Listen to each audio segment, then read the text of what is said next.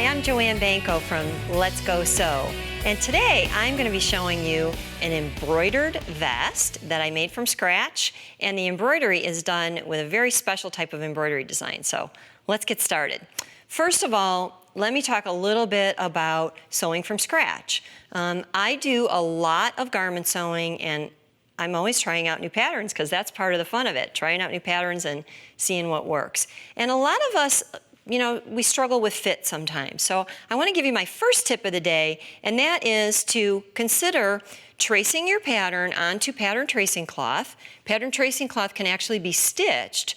So I trace off each pattern as if I was cutting out fabric, and then I sew the pieces together. I do a trial fit, and then any alterations that I need to make, I make right on my pattern tracing cloth, and then I use that for my pattern to cut my actual fabric. So you can actually see here with this shoulder, I needed just a little bit of a tuck in the shoulder. Other than that, everything fit pretty well perfect. So that's my first tip for you today. Now, let's talk about the fabric itself. I chose a pre-quilted fabric for this. The pattern actually that I selected was this one here, and it called for pre-quilted fabric. There's a lot of choices with that. In the outerwear department is generally speaking where you'll find that. And of course, if you want to do it yourself, you can do it yourself. But this is double-sided, so it's all quilted, through all layers. And I'll give you some tips for sewing that in a little bit. But let's talk about the embroidery. You want to see it? Let me turn this around. And there you go. Very special embroidery because this is done with yarn. So instead of embroidering with thread, I'm embroidering with yarn. And it's actually couching the yarn down. So I'm going to show you how to do that. I've got my fabric already hooped. If you take a look here, all of my embroidery is done prior to my construction, so I'm going to do that first. And what I want you to look at here is I chose my hoop based on the size of my back piece. This is my jacket, or my vest rather, center back piece. And because it was a little shy of fitting in the hoop, I added a layer of water-soluble stabilizer, because you always want your hoop to be filled with something so that stays nice and secure. Let me point out just a couple other things on the vest. Binding. I'm going to give you some tips on binding. You can buy pre-folded binding, and that's what I used. That, generally speaking, has a wider side on the back than it does on the front, so you always want to sew the front side to the front of your garment, and when it wraps around to the back and you do your top stitching, you're sure to catch that. You can also consider using other binding, see what you find that will coordinate with your fabric, and another option would be to use a good stretchy knit or possibly a rib knit, and you can use that for binding as well. Because it's a knit, it won't fray, and it makes it really easy to clean finish that edge. So let's go over to the machine, and I'm going to show you how I got that embroidery design. We're going to start by selecting embroidery. I'm going to touch set. I'm going to touch embroidery, and I am good to go and ready to sew. Let me tell you a little bit about setup while I'm getting this on the machine. I changed from my normal standard embroidery foot to a new couching foot. I added my yarn that I rolled off a little bit and then fed it right through the guides that are all designed exactly for that yarn to go there. Okay, and I'm ready to sew. So I'm going to lower the presser foot, and it's going to start stitching. So this will take just a few minutes to stitch. When it's done stitching, I'm going to actually show you some sewing techniques. So we'll stitch out the whole embroidery design, and then we'll switch over to sewing, and we'll be able to stitch that out.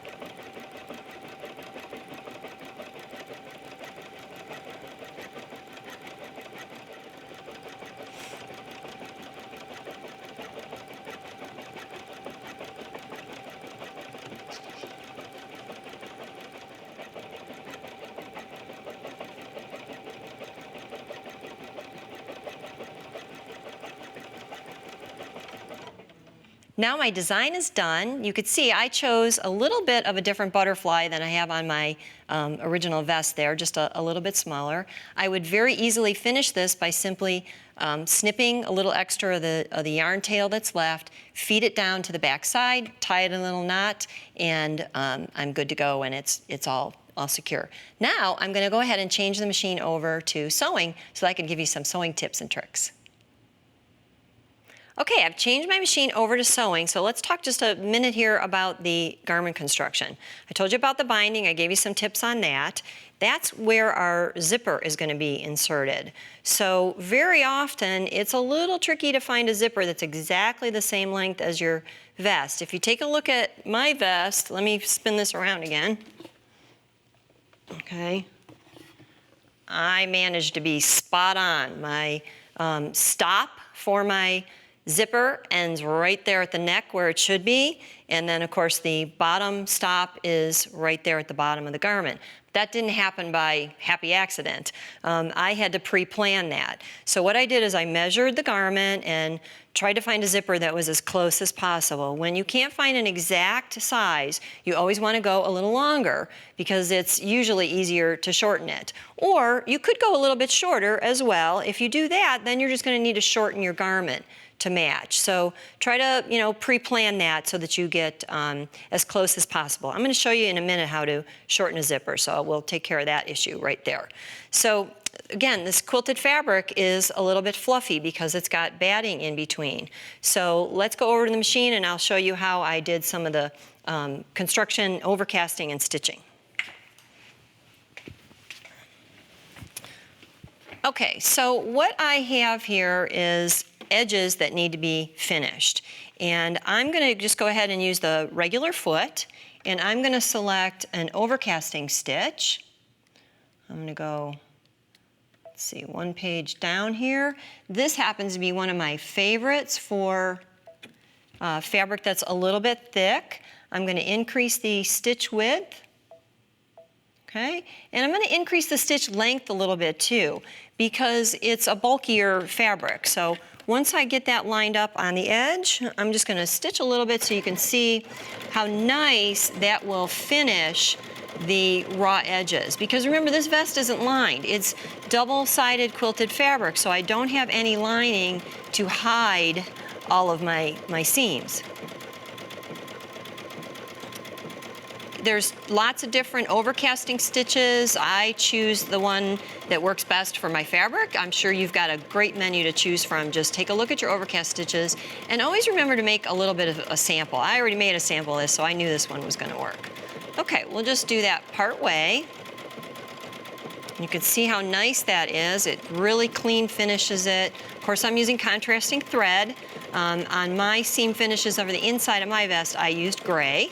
Did use black for the top stitching, but that's going to give you a really nice clean finish. So let me take that off and show you that nice and clean.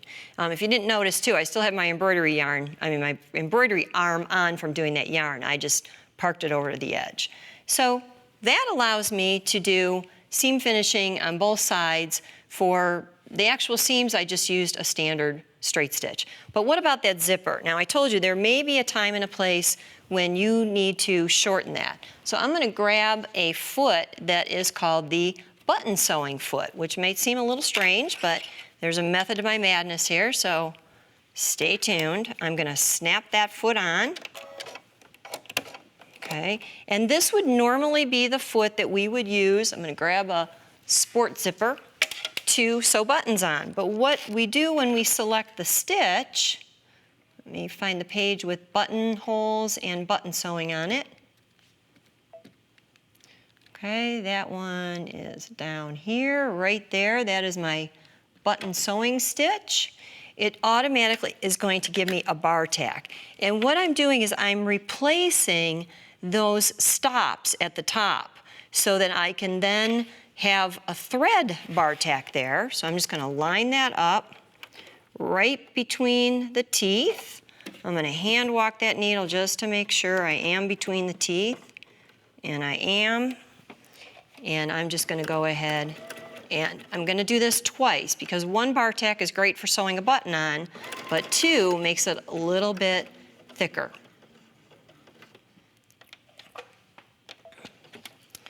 So there's a lot of button sewing possibilities. Using a button sewing foot, you can also check your machine to see if you have that same foot, or you can even use an open toe foot and just select a zigzag with your feed dogs down so that it makes a really close stitch. So you can see it's literally just a bar tack of thread, and watch what happens when I pull that zipper up. Oh, that did just what I wanted it to do. It stops it. So then the only other thing for me to do would be to remove the teeth, use some type of snips, whatever you have that works, and snip away those extra teeth, and then the tape can just be folded back like you normally would if you had a stop there. So it's really a great method for altering the zipper and not having to be, too concerned about finding that one that's exactly the right length. So let's go back over and take another little peek at the garment, and let me just tell you a few more details. We've got pockets here, so I just used lining for that, and that just makes a really nice lightweight finish. This is a warm, cozy vest to wear. It'll take you through cold weather. It'll take the chill off even on the indoor times when you just need that extra little layer.